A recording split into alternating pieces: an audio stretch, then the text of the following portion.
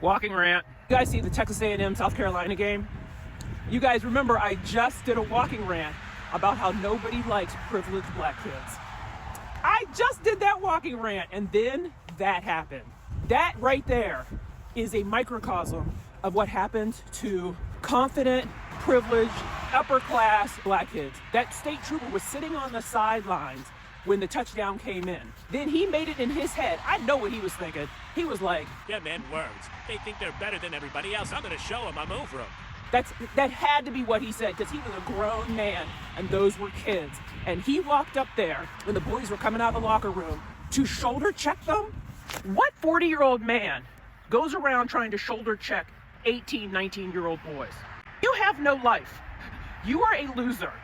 Because that would be the only reason why you're hating on some boys that are getting an education, playing amazing football, and having a great time, because you're a hater. And I told you in that last video, they do not like cocky, confident, assertive black kids. And he went in there to put those boys down a peg, to put them down a peg, to let them know it doesn't matter where you go. I'm over you. I'm better than you. I can always put you down if I want to. People are insane, and that people say that stuff is, they don't do that kind of stuff anymore. What did Will Smith said? It isn't that racism is it's better. It's just that it's being filmed. Had that not been filmed, and they told their coach, everybody would have, oh, wasn't that not that big of a deal? Oh, he didn't mean it. You know, all that gaslighting. He didn't mean it. Da da da da da. But because the whole film was out there, and he was on the sideline and walked his happy ass up there to run into those boys to intimidate them. Somebody goes, isn't he a father? Doesn't he have kids? Why would you do that to somebody else's kids? Because people don't see black kids as people. Could we please be so for real?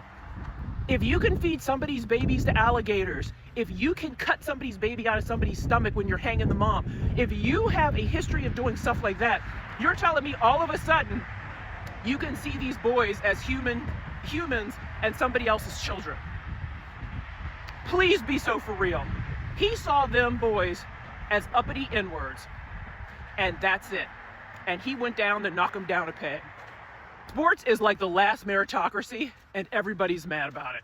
The nil money, the getting out of poverty, the raising yourself up by your own bootstraps and hard work. That dude needs to be relieved of all of his duties, because just think how he treats the public when there's no camera on them.